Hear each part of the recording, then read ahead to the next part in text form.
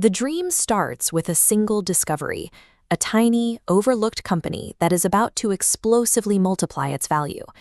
In the world of investing, these are the legendary multibaggers, the hidden gems that promise to turn a modest stake into a fortune before the rest of the market catches on.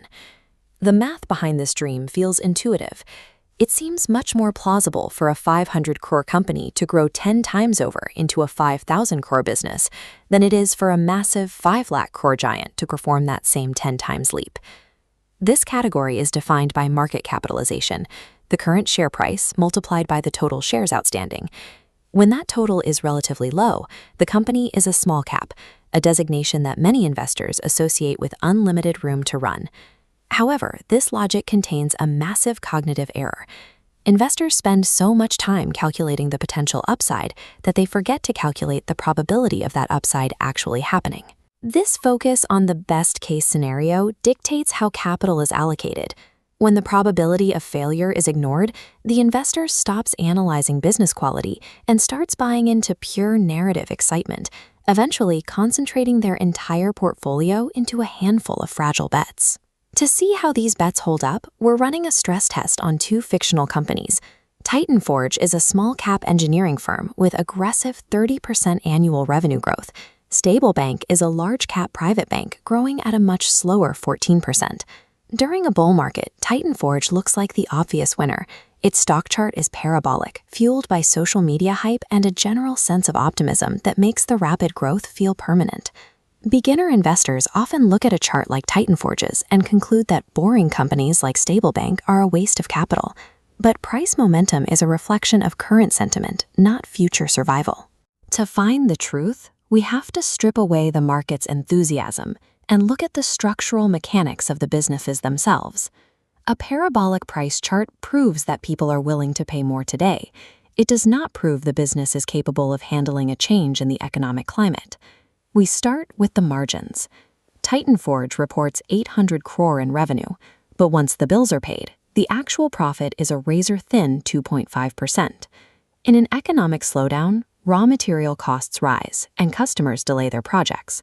For a company with thin margins, these minor disruptions instantly erase the entire profit, turning a growth story into an earnings collapse.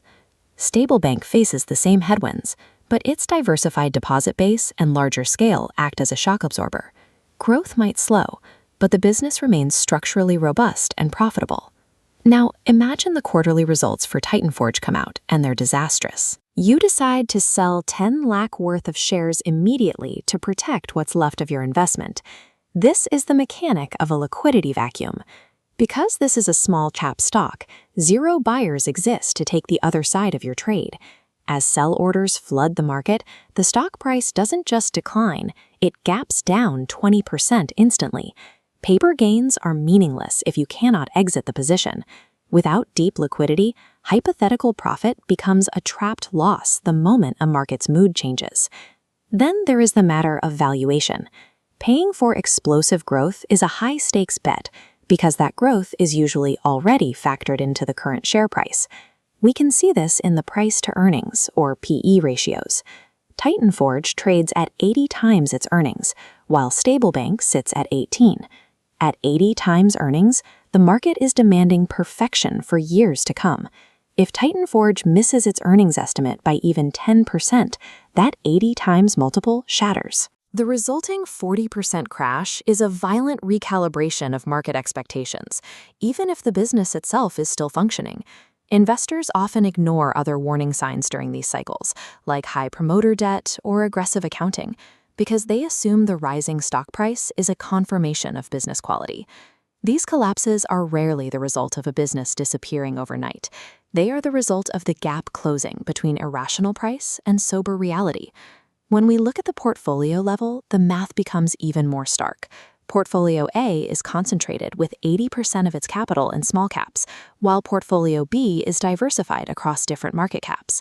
Eventually, the macro environment shifts.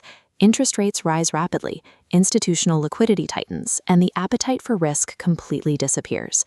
Portfolio A loses 60 to 70% of its value as its holdings collapse. Portfolio B, supported by its large cap core, sees only a minor decline. preserving the capital that took years to accumulate. This level of loss often leads to total paralysis. The math of recovery is brutal. A 66% loss requires a 200% gain just to break even. Many investors wait for a recovery that the underlying businesses simply cannot produce. The idea that small caps inherently outperform large caps is a result of survivorship bias. We celebrate the few stocks that become multibaggers, while ignoring the thousands of companies that quietly go to zero and disappear from the exchange. Professional investors don't chase growth in isolation. They look for manageable debt, transparent governance, and the ability of a business to generate cash even when the economy slows down. Compounding wealth is a game of endurance. By prioritizing the strength of the balance sheet over the speed of the return,